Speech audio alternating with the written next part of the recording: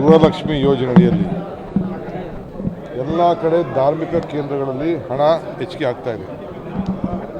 ನಮ್ಮ ರಾಮಲಿಂಗಾರೆಡ್ಡಿಯವರು ಭಾಳ ದೂರದ ಆಲೋಚನೆ ಮಾಡಿ ನಮ್ಮ ಹಳ್ಳಿಯಲ್ಲಿರುವಂಥ ದೇವಸ್ಥಾನಗಳಿಗೂ ಸಹಾಯ ಮಾಡಬೇಕು. ಚಿಕ್ಕ ಚಿಕ್ಕ ದೇವಸ್ಥಾನಗಳಿಗೆ ಸಹಾಯ ಮಾಡಬೇಕು. ಆ ದೇವಸ್ಥಾನಗಳು ಅಭಿವೃದ್ಧಿ ಆಗಬೇಕು. ಅರ್ಚಕರಿಗೂ ಅನುಕೂಲ ಆಗಬೇಕು.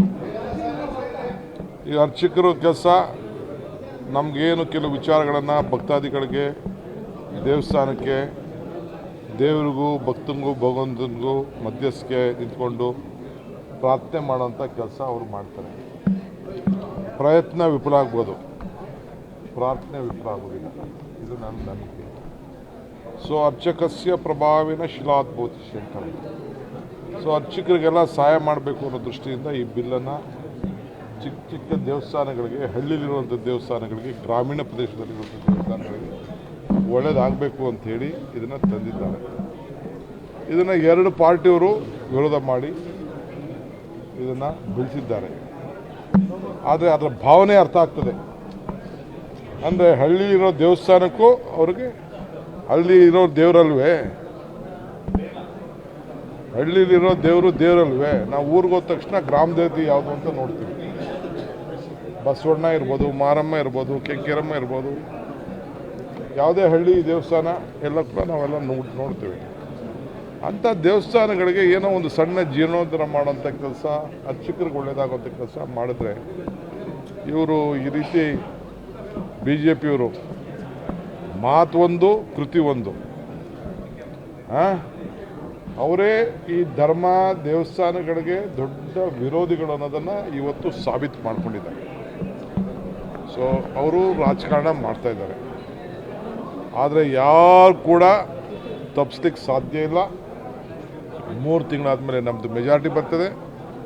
ನಾವು ಪಾಸ್ ಮಾಡೇ ಮಾಡ್ತೀವಿ. ಪಾಸ್ ಮಾಡಿ ನಾವೇನು ಸಂಕಲ್ಪ ಮಾಡಿದ್ದೇವೆ ಆ ಸಂಕಲ್ಪ ಪ್ರಕಾರ ನಮ್ಮ ಎಲ್ಲ ದೇವಸ್ಥಾನಗಳಿಗೂ ಅನುಕೂಲ ಮಾಡಿಕೊಂಡು ಅರ್ಚಕರಿಗೂ ಅನುಕೂಲ ಮಾಡೋಂಥ ಕೆಲಸ ನಾವು ಮಾಡ್ತೀವಿ. ಗೃಹಲಕ್ಷ್ಮಿ ಯೋಜನೆಯಲ್ಲಿ ಎಲ್ಲ ಕಡೆ ಧಾರ್ಮಿಕ ಕೇಂದ್ರಗಳಲ್ಲಿ ಹಣ ಹೆಚ್ಚಿಗೆ ಆಗ್ತಾ ಇದೆ. ನಮ್ಮ ರಾಮಲಿಂಗಾರೆಡ್ಡಿಯವರು ಭಾಳ ದೂರದ ಆಲೋಚನೆ ಮಾಡಿ ನಮ್ಮ ಹಳ್ಳಿಯಲ್ಲಿರುವಂಥ ದೇವಸ್ಥಾನಗಳಿಗೂ ಸಹಾಯ ಮಾಡಬೇಕು. ಚಿಕ್ಕ ಚಿಕ್ಕ ದೇವಸ್ಥಾನಗಳಿಗೆ ಸಹಾಯ ಮಾಡಬೇಕು. ಆ ದೇವಸ್ಥಾನಗಳು ಅಭಿವೃದ್ಧಿ ಆಗಬೇಕು. ಅರ್ಚಕರಿಗೂ ಅನುಕೂಲ ಆಗಬೇಕು. ಈ ಅರ್ಚಕರ ಕೆಲಸ ನಮಗೇನು ಕೆಲವು ವಿಚಾರಗಳನ್ನು ಭಕ್ತಾದಿಗಳಿಗೆ ದೇವಸ್ಥಾನಕ್ಕೆ ದೇವರಿಗೂ ಭಕ್ತನಿಗೂ ಭಗವಂತನಿಗೂ ಮಧ್ಯಸ್ಥಿಕೆ ನಿಂತ್ಕೊಂಡು ಪ್ರಾರ್ಥನೆ ಮಾಡೋಂಥ ಕೆಲಸ ಅವರು ಮಾಡ್ತಾರೆ. ಪ್ರಯತ್ನ ವಿಫಲ ಆಗ್ಬೋದು, ಪ್ರಾರ್ಥನೆ ವಿಫಲ ಆಗೋದಿಲ್ಲ. ಇದು ನನ್ನ ನಂಬಿಕೆ. ಸೊ ಅರ್ಚಕಸ್ಯ ಪ್ರಭಾವಿನ ಶಿಲಾದ್ಭೂತಿಸಿ ಅಂತಾರೆ. ಸೊ ಅರ್ಚಕರಿಗೆಲ್ಲ ಸಹಾಯ ಮಾಡಬೇಕು ಅನ್ನೋ ದೃಷ್ಟಿಯಿಂದ ಈ ಬಿಲ್ಲನ್ನು ಚಿಕ್ಕ ಚಿಕ್ಕ ದೇವಸ್ಥಾನಗಳಿಗೆ, ಹಳ್ಳಿಲಿರುವಂಥ ದೇವಸ್ಥಾನಗಳಿಗೆ, ಗ್ರಾಮೀಣ ಪ್ರದೇಶದಲ್ಲಿರುವಂಥ ದೇವಸ್ಥಾನಗಳಿಗೆ ಒಳ್ಳೆಯದಾಗಬೇಕು ಅಂಥೇಳಿ ಇದನ್ನು ತಂದಿದ್ದಾರೆ. ಇದನ್ನು ಎರಡು ಪಾರ್ಟಿಯವರು ವಿರೋಧ ಮಾಡಿ ಇದನ್ನು ಬೆಳೆಸಿದ್ದಾರೆ. ಆದರೆ ಅದರ ಭಾವನೆ ಅರ್ಥ ಆಗ್ತದೆ. ಅಂದರೆ ಹಳ್ಳಿಲಿರೋ ದೇವಸ್ಥಾನಕ್ಕೂ ಅವ್ರಿಗೆ ಹಳ್ಳಿ ಇರೋ ದೇವರಲ್ವೇ,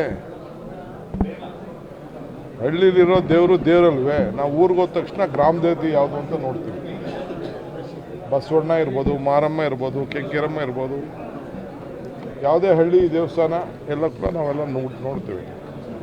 ಅಂಥ ದೇವಸ್ಥಾನಗಳಿಗೆ ಏನೋ ಒಂದು ಸಣ್ಣ ಜೀರ್ಣೋದ್ಧಾರ ಮಾಡೋಂಥ ಕೆಲಸ, ಅರ್ಚಕರಿಗೆ ಒಳ್ಳೆಯದಾಗೋಂಥ ಕೆಲಸ ಮಾಡಿದ್ರೆ, ಇವರು ಈ ರೀತಿ BJPಯವರು ಮಾತು ಒಂದು ಕೃತಿ ಒಂದು,